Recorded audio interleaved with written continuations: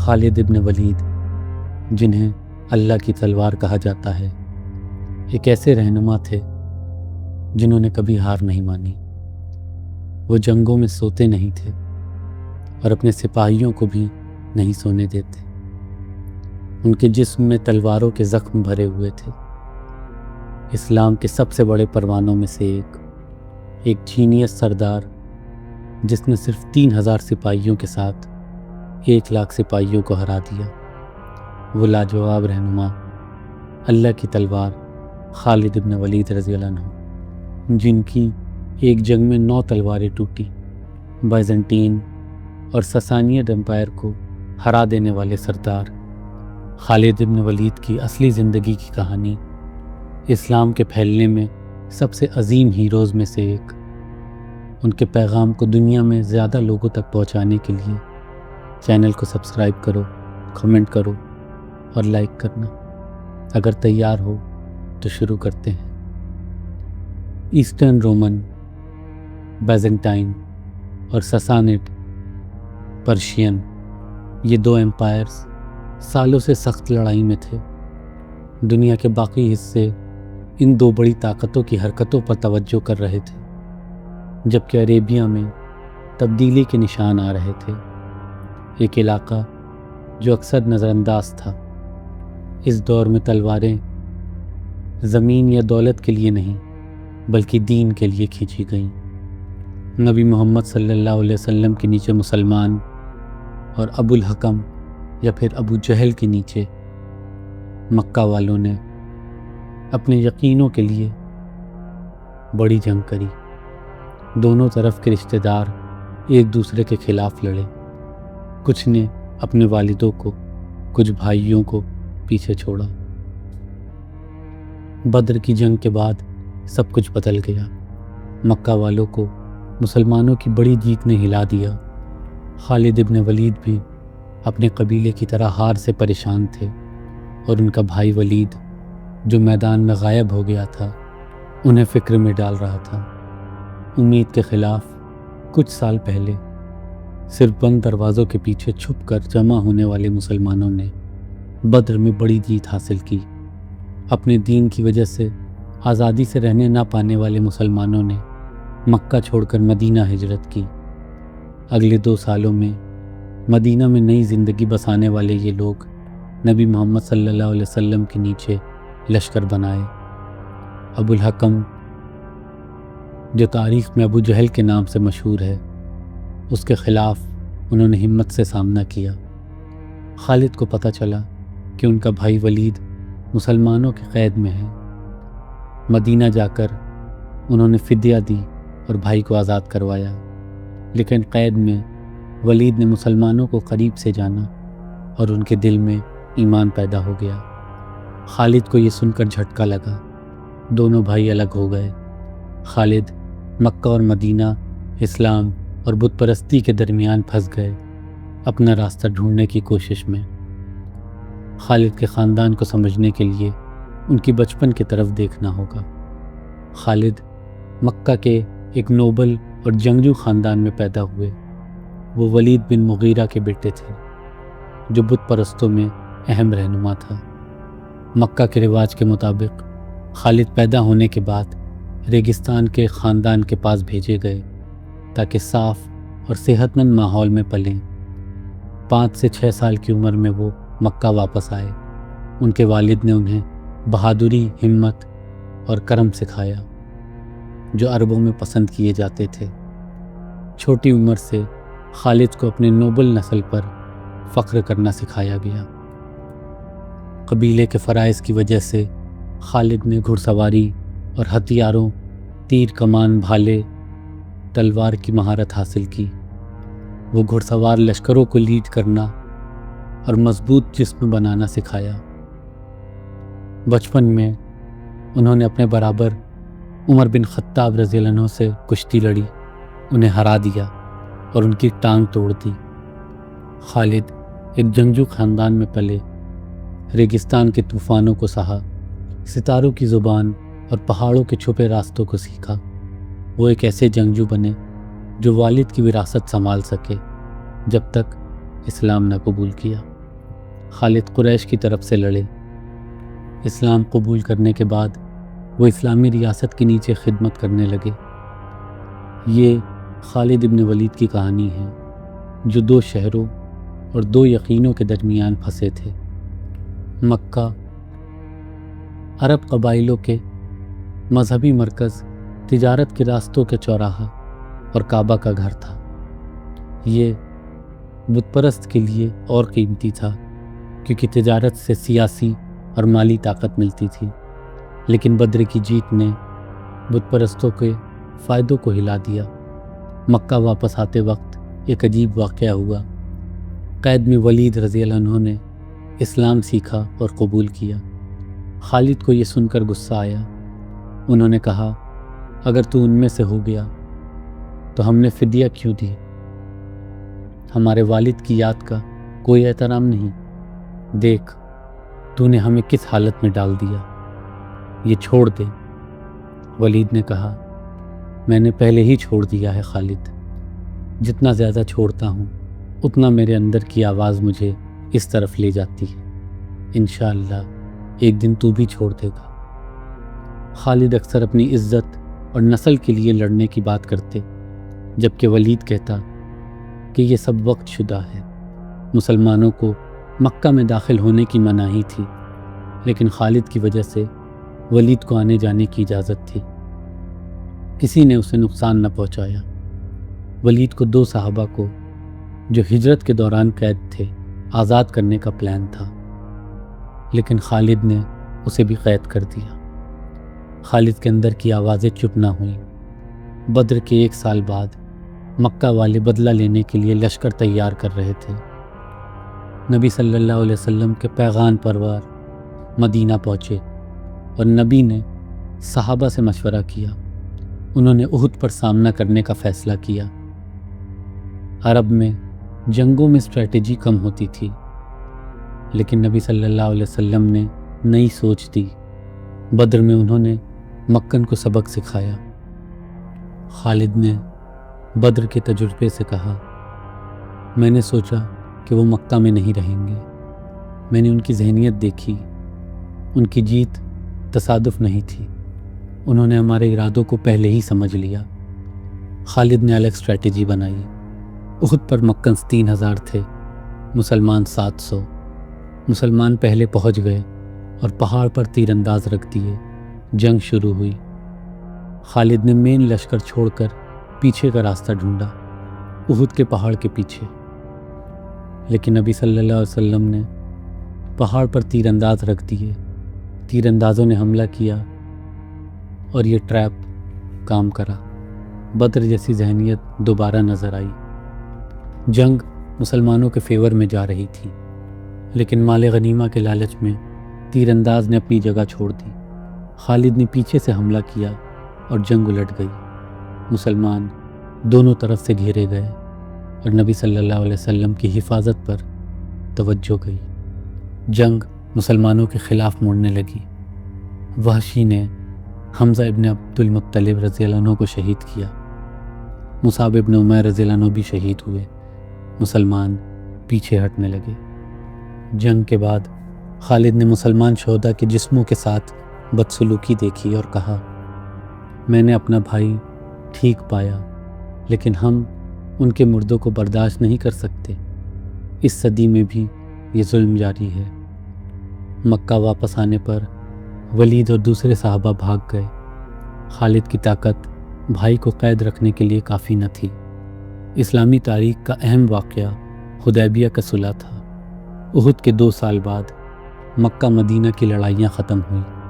مسلمانوں نے تجارت اور سیاست میں قبضہ کر لیا۔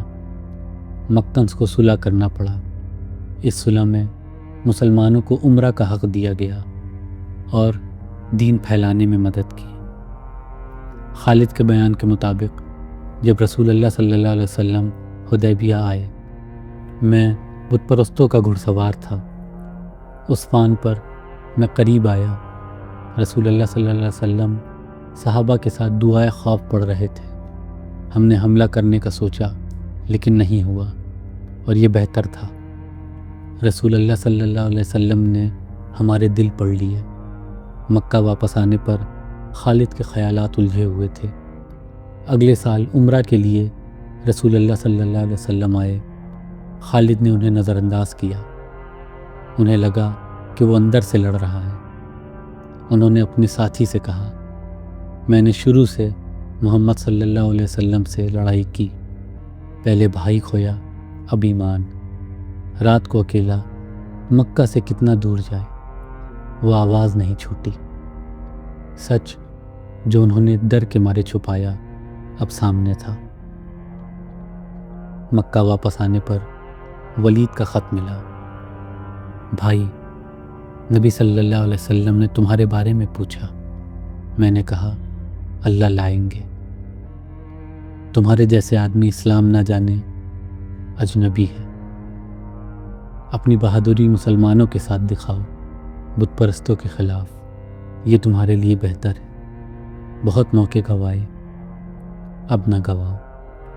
خط پڑھنے کے بعد خالد کو احساس ہوا کہ گزشت بدل نہیں سکتا، لیکن خود کو بدلا جا سکتا ہے۔ اسلام قبول کرنے کا خیال پکا ہو گیا اور نبی صلی اللہ علیہ وسلم کے مہربانی نے اثر کیا۔ خالد کا بیان رسول اللہ صلی اللہ علیہ وسلم کے پاس جانے کے لیے تیار ہوا۔ سوچا کون ساتھ جائے۔ صفوان بن امیہ سے کہا، منع کر دیا۔ اکرمہ بن ابو جہل سے کہا، منع کر دیا۔ گھر واپس جانور پر سوار عثمان بن طلحہ کے پاس گیا، کہا اسلام لانے جا رہا ہوں، ساتھ چلو۔ وہ راضی ہوئے۔ صبح صبح وہ ساتھ نکل گئے۔ خدا پر عمرو بن عاص ملے جو بھی اسلام لانے جا رہے تھے۔ مدینہ پہنچ گئے۔ خالد نے بہترین لباس پہنا۔ ولید نے کہا، جلدی، نبی صلی اللہ علیہ وسلم خوش ہیں، انتظار کر رہے ہیں۔ نبی صلی اللہ علیہ وسلم نے دیکھا اور کہا، خالد تو دیر سے آیا، ہم انتظار کر رہے تھے، تو بہت قابل ہے۔ خالد نے کہا، اے اللہ کے رسول میں یہاں ہوں۔ نبی صلی اللہ علیہ وسلم نے کہا، اب تو اللہ کی تلوار ہے، ظلم کے لیے نہ اٹھے گی نہ بیٹھے گی۔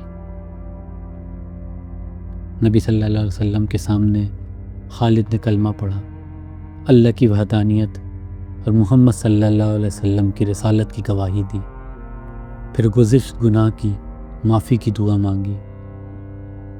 نبی صلی اللہ علیہ وسلم نے کہا، اسلام گزشت گناہوں کو مٹا دیتا ہے۔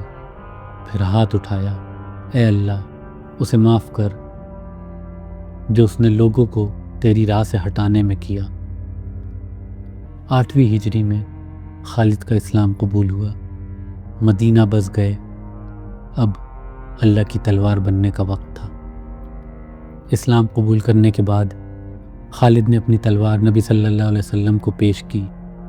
نبی نے کہا، یہ تلوار اسلام کے خلاف رہی، اب اسلام کے لیے چاہیے۔ موتا کی جنگ میں رسول اللہ صلی اللہ علیہ وسلم نے زید بن حارثہ کو کمانڈر بنا کر بھیجا۔ ان کے شہید ہونے پر جعفر بن ابی طالب کو کمانڈر بننا تھا، اور پھر ان کے شہید ہونے پر عبداللہ بن رواحہ کو، اور اللہ کی مرضی وہ تینوں شہید ہو گئے۔ سارے مسلمانوں کی نظر اب خالد بن ولید پر تھی، اور سب نے مل کر یہ طے کیا کہ انہیں کمانڈر بنایا جائے گا۔ خالد نے سپاہیوں کو دوبارہ ترتیب دی کہ رومیوں کو لگے کہ بڑا لشکر ہے، وہ شام کو کچھ سپاہیوں کو پیچھے بھیج دیتے اور صبح بھور میں انہیں جھنڈا لے کر آنے کو کہتے۔ اس سے رومیوں کو لگتا کہ روز نیا لشکر آ رہا ہے، یہ ڈر پیدا کرتا۔ خالد نے دشمن کے مرکز پر حملے کا حکم دیا۔ جنگ ادھر ادھر ہوئی، لیکن مسلمانوں کے زور نے جیت دی۔ رومی سردار تھیوڈور سے سیف اللہ پر لیڈرشپ چلی گئی۔ خالد کی اسٹریٹجی نے جیت دی۔ رومی پیچھے ہٹے اور باقی مسلمان لشکر کو خالد نے مدینہ محفوظ پہنچایا۔ واپس آنے پر نبی صلی اللہ علیہ وسلم نے انہیں سیف اللہ کا لقب دیا۔ موتا میں خالد کی 9 تلواریں ٹوٹی۔ یہ خالد کی اسٹریٹجی اور ان کی بہادری کا ثبوت تھا۔ نبی صلی اللہ علیہ وسلم کی وفات پر خالد بہت پریشان ہوئے۔ ایک دن عراق میں لشکر کے ساتھ نماز کے وقت صحابہ نے خالد سے امامت مانگی، لیکن خالد کی تلاوت ٹھیک نہیں تھی تو جوان صحابہ ہنس دیے۔ خالد کو سنائی دیا، لشکر جمع کیا اور کہا، تمہیں میری تلاوت پسند نہیں، لیکن سنو۔ میں رسول اللہ صلی اللہ علیہ وسلم کے پاس گیا اور کہا، تلوار لے لیجئے، میں قرآن سیکھنا چاہتا ہوں۔ انہوں نے کہا، خالد تو تلوار لے اور لشکر سے لشکر چلتا رہے، میں کیا کرتا؟ مجھے قرآن کا حافظ بننے کا شوق تھا، لیکن لشکر سے لشکر بستر چھوڑ کر وقت نہیں ملا۔ اب بتاؤ میں کیا کرتا؟ خالد کے لشکر نے 3 سالوں میں سیریا، فارس اور عراق کو اسلامی ریاست کے نیچے کیا۔ باقی زندگی فتح اور اسلام پھیلانے میں گزری۔ 47 سال کی عمر میں مکہ فتح میں شامل، زندگی بھر 100 سے زیادہ جنگوں میں لڑے، کبھی ہارے نہیں۔ اسلامی دنیا میں مشہور اور دنیا بھر میں لوگ انہیں ان کی جیتوں کے لیے پہچانتے ہیں۔ عمر رضی اللہ عنہ کی خلافت میں خالد کو ہٹایا گیا۔ خالد کی موجودگی توجہ کھینچتی تھی، لوگ سڑکوں پر نکل آتے۔ کچھ مسلمان جیت کو اللہ سے نہیں خالد سے جوڑتے۔ خالد نے اسلام کے لیے سب مال خرچ کیا، لیکن سپاہیوں پر تھوڑا زیادہ۔ عمر رضی اللہ عنہ نے فیصلہ کیا۔ جنگ کے بیچ عمر کا خط آیا کہ اب آپ سپریم کمانڈر نہیں، عام سردار ہیں۔ خالد نے کہا، جنگ میں سردار نہیں بدلتے، اور جیب میں رکھ لیا۔ جنگ ختم ہونے پر ابو عبیدہ کے کندھے پر زین رکھا، تلواریں سامنے رکھی اور کہا، اب حکم دو، سپاہی تمہارے نیچے ہیں۔ عمر نے بعد میں خالد کی بات سن کر گورنر بنایا۔ 1 سال کے بعد خالد نے کہا، میں گورنر نہیں، جنگجو، ایک اجنبی موت۔ نبی صلی اللہ علیہ وسلم کے صحابہ بستر پر چین سے نہیں مرے، لشکر میں یا شہادت میں۔ خالد ہومس سیریا میں بیمار ہوئے اور بستر پر آئے۔ ایک سردار جو 14 سال میں بے شمار جیتے، اب بستر پر موت کا انتظار کر رہے تھے۔ آخری لمحوں میں خالد نے کہا، اے خالد، خالد جو شہید نہ بن سکا، لشکروں نے میرا گوشت نہ کھایا، کوئی درجہ نہ حاصل کیا سوائے شہادت کے، میرے جسم میں 1 انچ بھی نہیں جہاں تلوار کا زخم، تیر کا نشان یا بھالے کی چوٹ نہ ہو۔ جنگجو جو اسلام پھیلانے کے لیے دوڑتا رہا، اب بستر پر مرے، ایک بوڑھے اونٹ کی طرح۔ میں ہمیشہ لشکر میں تلوار لے کر دشمن سے لڑنا چاہتا تھا، لیکن یہاں بستر پر مر رہا ہوں۔ یرموک کی جنگ یاد کر کے کہا، اے یرموک کا دن جہاں خون ندیوں کی طرح بہا، وہ رات بھولوں گا نہیں جہاں بارش سے بچنے کے لیے ڈھال کے نیچے سویا اور مہاجرین کے گھڑ سوار کے ساتھ صبح کا انتظار کیا۔ یرموک ہماری بیزنٹین کے خلاف پہلی بڑی جنگ تھی، اور جنگیں ہوں گی۔ اب غفلت میں نہ پڑو، مجھے لگتا ہے کہ میں گھوڑوں کے ہنہنانے اور اللہ اللہ کی گونج کے درمیان ہوں۔ اللہ کی قسم، مجھے چاہیے کہ میرا رب مجھے ہر جنگ میں زندہ کرے اور طاقت دے کہ اس کا حق ادا کروں۔ خالد کی وصیت۔ خاموشی کے بعد کہا، میں وصیت کر رہا ہوں، مجھے اٹھاؤ۔ انہیں کھڑا کیا، پھر کہا، چھوڑو مجھے، اب یہ تلوار مجھے سنبھالے۔ تلوار پر ٹک کر رہے اور کہا، میری موت پر میرا گھوڑا کسی بہادر کو دو جو میدان میں خطرہ مول لے سکے۔ میں صرف گھوڑے اور تلوار کے ساتھ مروں گا۔ قبر اس تلوار سے کھودو، کیونکہ سپاہی ہتھیاروں کی ٹکر سے خوش ہوتے ہیں۔ پھر کہا، کیا میں بستر پر ڈرپوک کی طرح مروں گا؟ ڈرپوکوں کے گھر تباہ ہوں، ان کے چہرے کبھی نہ ہنسیں۔ اتنا کام باقی، ڈرپوک گھر، تجارت، مستقبل، دولت کی فکر میں زندگی برباد کرتے ہیں، ان کے گھر پر ہمیشہ غم ہو۔ ان الفاظوں سے خالد نے اگلی نسلوں کے لیے پیغام دیا۔ تھوڑی دیر بعد بستر پر گر گئے، کلمہ پڑھا اور وفات پائے۔ صرف گھوڑا اور تلوار چھوڑا، اسلام کے لیے اتنا کام باقی۔ لیکن خالد نے یہ مثال چھوڑی، اللہ ہمیں غفلت والوں میں شامل نہ کرے، دنیاوی فکروں میں ڈوبے ہوئے، وہ ہمیں اپنی رضا کے لیے محنت کرنے والوں میں بنائے۔